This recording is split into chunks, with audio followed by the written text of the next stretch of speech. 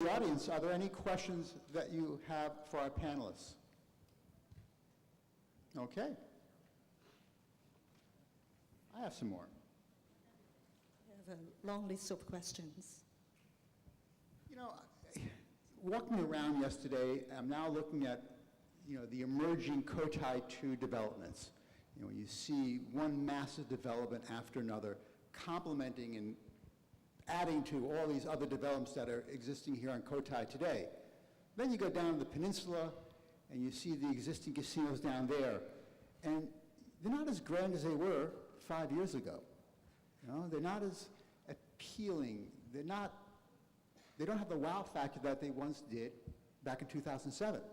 So I think my question is, are casinos on the peninsula starting to evolve into something less than they are today or were 5 years ago, actually devolving into properties that are going to appeal to lower-end gamblers, while these new resorts on the Cotai appeal to higher-worth gamblers?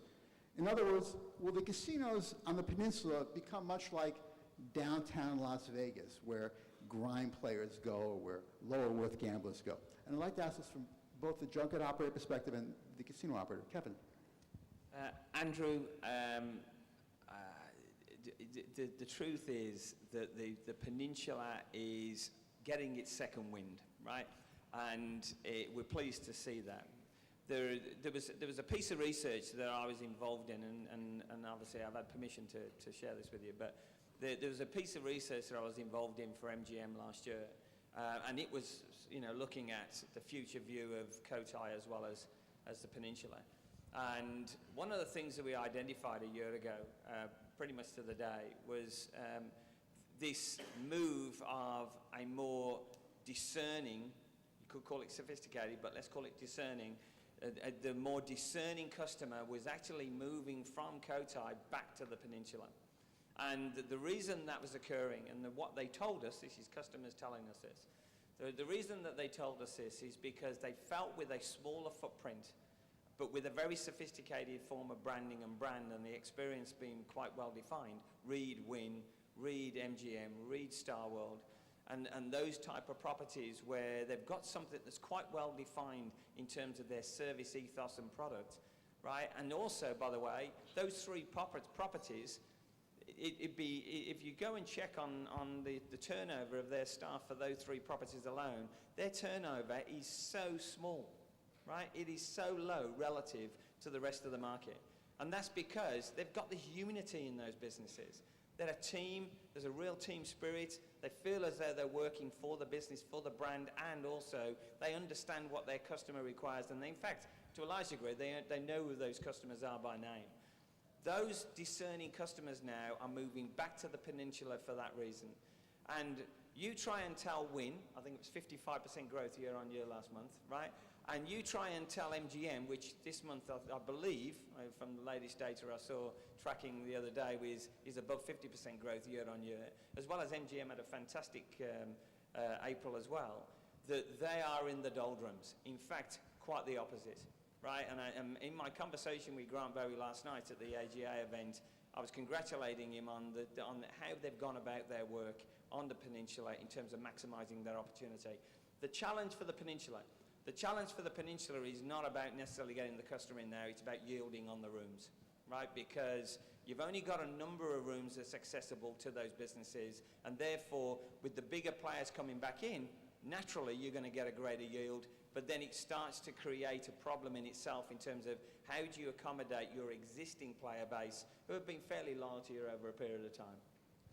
Nina, what are you seeing with your customers? Are they attracted more to these big new Cotai properties, or do they prefer the intimacy of the Peninsula casinos? Yeah, because the junket, the large portion of our revenue come from a small group of customers, and those customers are built over time, and they have the habit in going to the peninsula, like the Galaxy, MGM, and Wynn.